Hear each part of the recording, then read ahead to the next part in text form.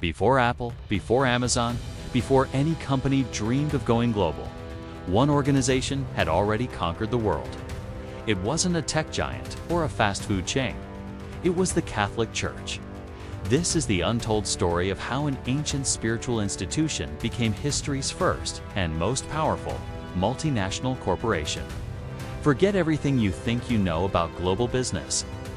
Long before the term globalization even existed, the church was operating on a scale that would make modern CEOs weep.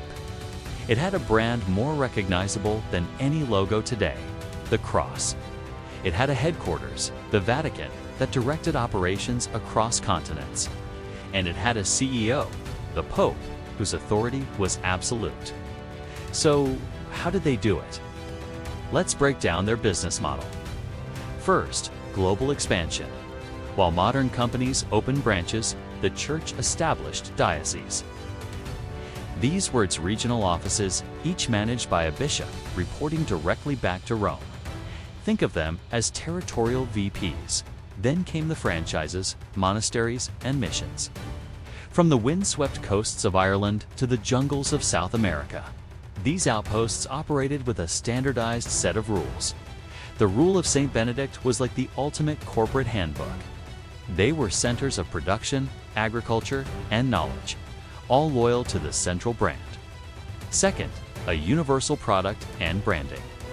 The church offered a single, uniform product: salvation.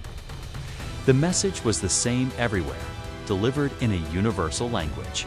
Latin, the rituals, the Mass, the sacraments, they were identical whether you were in a grand cathedral in Paris or a humble chapel in the Philippines.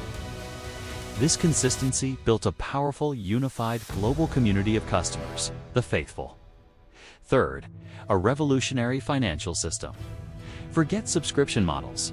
The church perfected the tithe. This wasn't a voluntary donation. It was a mandatory tax, typically 10% of a person's income or produce. This created a massive, steady stream of revenue flowing from every corner of the Christian world back to the central treasury. The church amassed immense wealth, becoming the largest landowner in Europe. It funded everything from magnificent cathedrals to armies. It was the original venture capitalist, investing in art, architecture, and exploration. But perhaps the church's greatest corporate asset was its control over information. In an age of widespread illiteracy, who controlled knowledge? The church did. Monks were the scribes, the librarians, and the scholars of their time. They painstakingly copied manuscripts, preserving ancient knowledge while also controlling which ideas were spread and which were suppressed. They ran the first universities: Bologna, Paris, Oxford, creating a network of educated elites loyal to the church's worldview. This was information management on a scale we can barely comprehend. This control extended to politics and diplomacy. The Pope didn't just have spiritual authority, he had real-world power. He could crown kings or excommunicate them, effectively ending their reign. The church established the world's first truly global diplomatic network. Papal legates were ambassadors who traveled between kingdoms, negotiating treaties, mediating disputes, and ensuring rulers stayed in line with Vatican policy. They were the ultimate international lobbyists, connecting Europe, Asia, and the Americas long before modern embassies existed. Imagine a single organization that sets the laws, collects the taxes, controls the education system, and commands the loyalty of kings and commoners alike, all across a dozen different nations. It wasn't a kingdom or an empire in the traditional sense. It was something new. A spiritual entity operating with the ruthless efficiency of a corporate machine.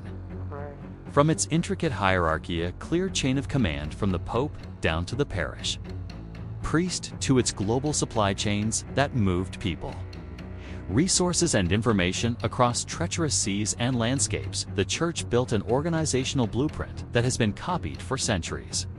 The very structure of our modern corporations, with a central HQ, regional divisions, and standardized practices, echoes the model perfected by the church over 1,000 years ago.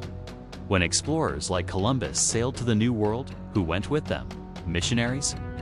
They were the advance team, the market expansion specialists tasked with bringing new populations into the fold, converting them into loyal members of this global entity.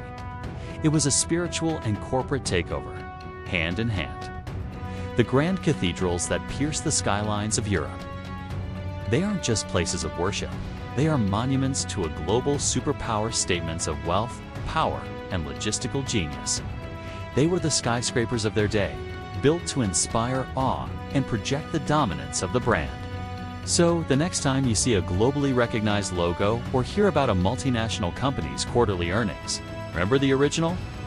The organization that wrote the playbook on global domination. It didn't sell phones or burgers. It sold an idea, and in doing so, it built an empire of faith and finance that shaped the very foundations of our modern world. The world's first and most enduring multinational corporation wasn't founded in a garage in Silicon Valley, but in the heart of Rome, 2,000 years ago. Thanks for watching.